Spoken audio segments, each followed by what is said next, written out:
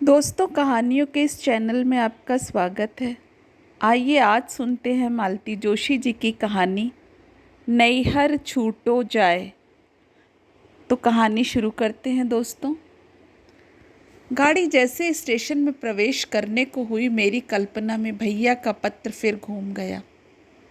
दीदी, पिछले 8 साल से तुम मेरा निमंत्रण टालती जा रही हो। शायद माँ और बाबूजी के साथ मैं अपनी बहन को भी खो बैठा हूँ। खैर, अब तो मैं यहाँ आ गया हूँ। मेरी गृहस्थी का ना सही, पर अपनी जन्मभूमि का आकर्षण तुम्हें यहाँ खींच लाएगा, ऐसी आशा है। इस पत्र को अल्टीमेटम समझना। तुम्हारा भैया। घर की दिनों दिन बढ़ती जिम्मेदारियों ने मुझे ऐसा जकड़ लिया था कि किसी तरह जाना ही ना हो सका था। इस बार उसके पत्र ने मजबूर कर दिया और सभी झंझटों को पीछे ठेलकर मैं चल पड़ी। गाड़ी जब रुकी तो मेरे मन में वही उमंग थी जो शादी के बाद पहले पहले पीहर आने पर होती है।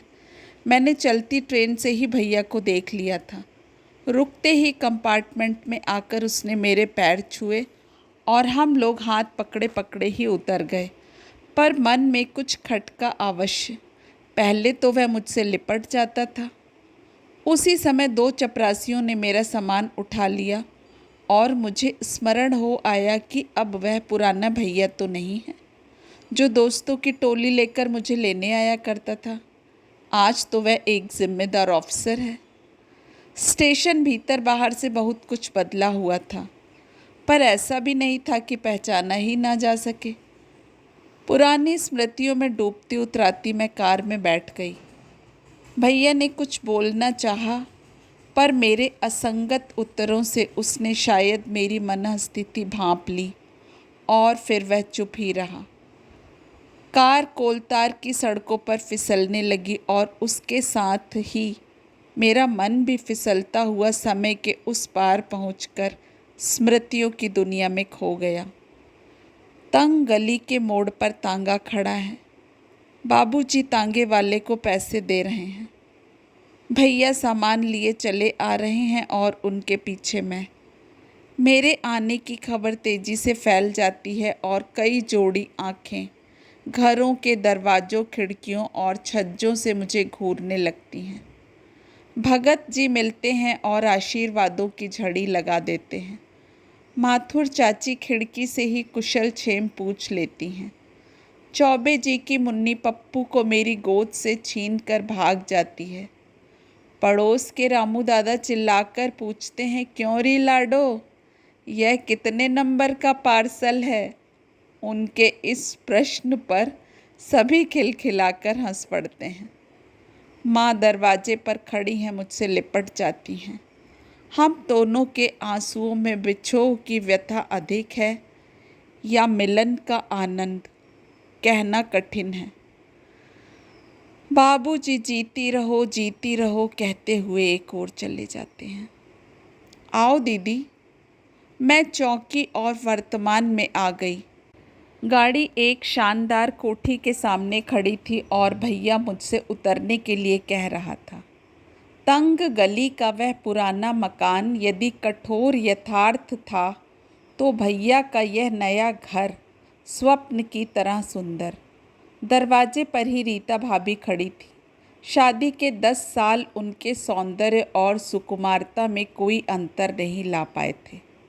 सुंदर उद्यान से घिरे उस भव्य भवन के द्वार पर वे किसी कलात्मक प्रतिमा सी लग रही थी।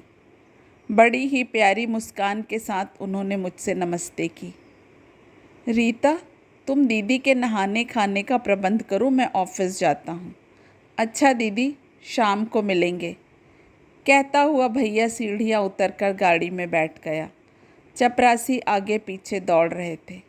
काश माँ और बाबूजी यह सब देखने के लिए जीवित रहते। यह सब मंत्रमुग्ध सी मैं तब तक देखती रही जब तक गाड़ी आंखों से ओझल नहीं हो गई। फिर एकाएक अपने आप को बहुत अकेला अनुभव करने लगी, जैसे कोई नन्ही बच्ची भीड़ में खो गई है। ऐसा होना तो नहीं चाहिए। मैं तो अपने पीहर आई थी, अपने इकलौते भाई के घर। वह बेचारा मेरी एक एक इच्छा पूरी करने के लिए भाग रहा था। दोनों भतीजे अपनी किलकारियों से मेरा मन पुलकित कर रहे थे। रीता बेचारी तो बिछी जा रही थी। सारे घर के लिए मैं एक सम्मानित अतिथि थी और यही बात मेरे हृदय को आघात पहुंचा रही थी। मैं वह रज्जो नहीं थी जिसके लिए तवा उतारने से पहले मीठा चीला बनाना माँ ना भूलती थी। वह बिटिया नहीं थी जिसके लिए सेवधानी की पुड़िया लाने की बात बाबूजी को 100 कामों के बीच भी याद रहती थी। वह रजनी भी नहीं थी जिसके लिए माथुर चाची आंवले का अचार और पंडिताइन मौसी उड़द के पापड़ आवस से भेजती थी।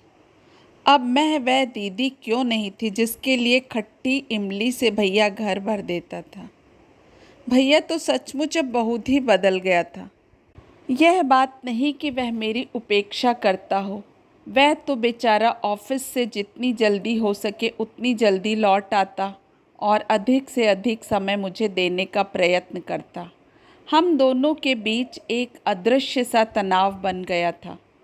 कभी मैं सोचती क्या वही बदला है? समय के चक्र ने मुझे क्या अछूता ही छोड़ दिया है? एक रात खा पी कर बैठे थे कि भैया ने मेज पर एक बड़ा सा नक्शा फैलाते हुए कहा, दीदी एक मकान बनवाने की सोच रहा हूँ इसी शहर में। माँ की भी यही इच्छा थी। मकान इसी शहर में? माँ की इच्छा थी। सुनकर मन को न जाने कैसा लगा। अपना पुराना अंधेरा सीलन भरा मकान याद आया जिसमें माँ ने अपने जीवन के 28 वर्ष काट दिए थे, शायद ऐसे ही किसी सुंदर घर का सपना देखते हुए। हाँ तो दीदी बगीचे के ठीक बाद यह हॉल होगा और उसके पास ही वह लेडीज़ ड्राइंग रूम, ठीक है ना? हाँ हाँ बहुत अच्छा रहेगा, मैंने कहा। पर इस समय मैं तो अपने 2 कमरों के मकान के बारे में सोच रही थी।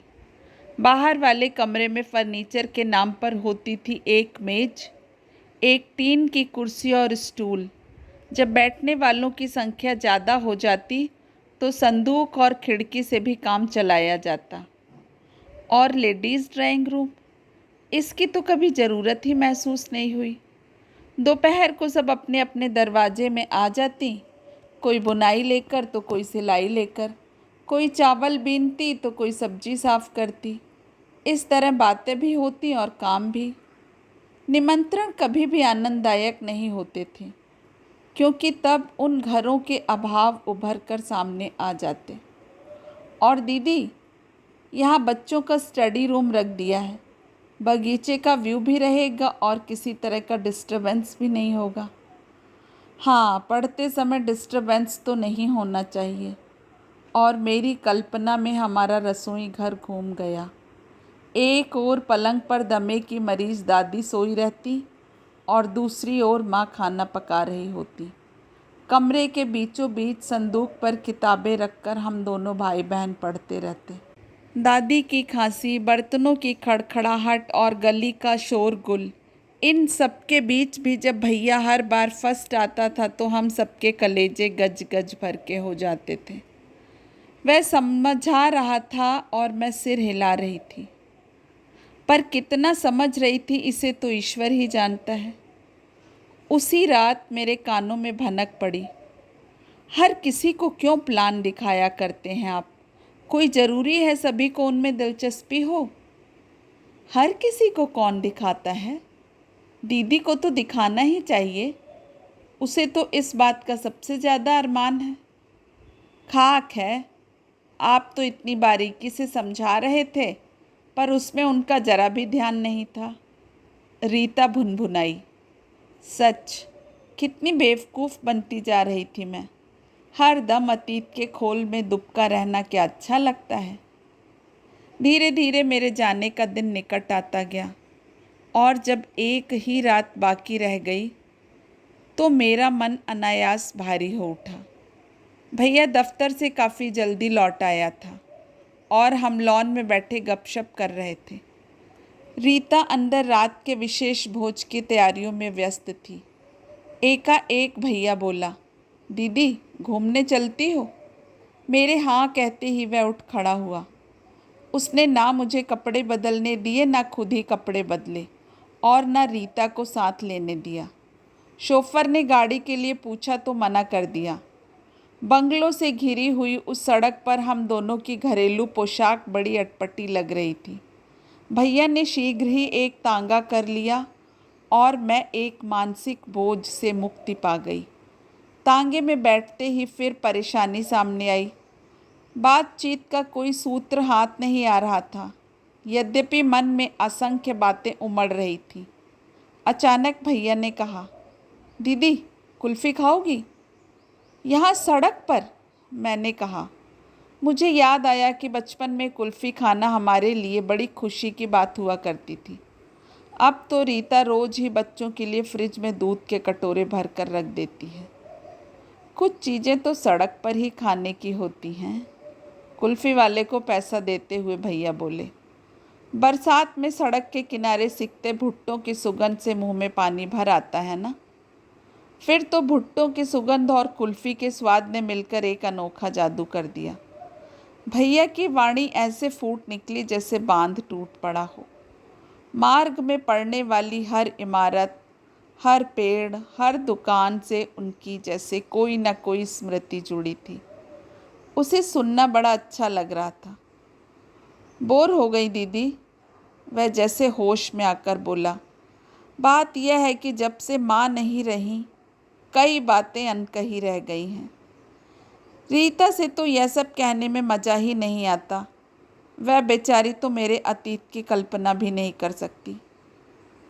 तांगा रुक गया था और भैया ने मुझे उतरने का संकेत किया। यहाँ क्यों? मैंने प्रश्नवाचक दृष्टि से उसकी ओर देखा। तुम यहाँ आए बिना ही लौट जाती तो न तुम्हें सुख होता और न मुझे, ठीक है ना? और हम दोनों हंस दिए। हमने गली में प्रवेश किया। समय ने उसके ढांचे को जरा भी नहीं बदला था। बदले थे तो सिर्फ वहाँ के निवासी, जो तब जवान थे अब बूढ़े हो गए थे और अपनी धुंधली आँखों से हमें पहचानने की कोशिश कर रहे थे। माथुर चाची की खिड़की आते ही हठात ध्यान उस ओर चला गया। वे बदस्तूर वहाँ पर खड़ी थीं। बहुत देर में मुझे पहचान पाईं। फिर रज्जो कहकर इस जोर से चीखी कि रास्ता चलने वाले हमें घूर कर देखने लगे। उनकी बातों का सिलसिला ख़त्म ही नहीं हो रहा था। लगता था बुढ़ापे ने उनकी ज़बान को और तेज कर दिया है। उनसे पीछा छुड़ाकर आगे चली तो तरकारी का थैला लिए रामू दादा मिल गए। हम लोगों ने नमस्ते की तो कुछ देर हमें देखते रहे, फिर मेरे सिर पर चपत मारकर साबित कर दिया कि वे हमें नहीं भूले हैं। खींचकर घर ले गए और चाय पिलाई। उनके घर से हमारा पुराना मकान दिखाई पड़ता था, जहाँ नए किराएदारों के बच्चे खेल रहे थे। उनकी किलकारियों में हमारा बचपन जाग रहा था। मकान मालकिन हमेशा की तरह उन बच्चों को कोस रही थी। मैंने भैया के कान में कहा, तुम जब अपने घर का मुहूर्त करो तब उस बुढ़िया को अवश्य बुलाना। अंत में पहुँचे पंडिताइन मौसी के घर। मौसी के बाल सन की तरह सफ़ेद हो गए थे, पर उन पर वह शीश फूल अभी चमक रहा था। यह उनका एकमात्र गहना था जो किसी जजमान की स्त्री ने पुत्र जन्म की खुशी में दिया था। बचपन में भैया अक्सर उसी से झूल जाता था। तब वे कहती, अरे छोड़ दे रे दुष्ट, मरूंगी तो यह तेरी बहू को ही दे जाऊंगी। मैंने अपनी कल्पना में रीता को वह शीश फूल लगाए देखा और मुझे हंसी आ गई। मौसी की दशा विचित्र सी हो गई थी। हर्ष और शोक दोनों से विह्वल होकर उन्होंने हमें चिपटा लिया। हम तीनों इस तरह रोए मानो माँ का कल ही देहांत हुआ हो। बड़ी देर बाद वे संभल पाई। बोली, बेटा किसी दिन बहू को भी तो ले आना, देख कर आंखें ठंडी कर लूँ। मैंने भैया की रक्षा करते हुए कहा, मौसी किसी दिन अपने लड़के का महल भी तो देखाओ। और विस्तार से उन्हें भैया की वैभव गाथा सुना दी। वे भी रस ले लेकर सुनती रहीं और बलाएं लेती रहीं। हम लोग जब गली से बाहर आए तो मन बड़ा हल्का हो रहा था। इसलिए नहीं कि पुराने लोग मिल गए थे, बल्कि इसलिए कि उनके माध्यम से हम दोनों भाई बहन वर्षों की दीवार चीरकर फिर से एक मन एक प्राण हो सके थे। चौराहे पर मन्नत लाल हलवाई की दुकान पर जब भैया रुका तो मैंने कहा, हद है भैया, अब भी क्या पेट में जगह रह गई है? अरे दीदी, मिठाई तो मैं अपने प्यारे जीजा जी के लिए ले रहा हूँ, जिनकी तोंद ससुराल की मिठाई के अभाव में दुबला रही होगी। शैतान, मैंने कहा और उसने हंसते हुए एक गुलाब जामुन मेरे मुंह में ठूस दिया और मेरी साड़ी के पल्लू से ही हाथ पोंछ लिए। दोस्तों, आशा करती हूँ कहानी आपको पसंद आई होगी। अपना कीमती समय देने के लिए आप सभी का धन्यवाद। कल फिर एक नई कहानी के साथ हाजिर होंगी। आपका समय शुभ हो। नमस्कार।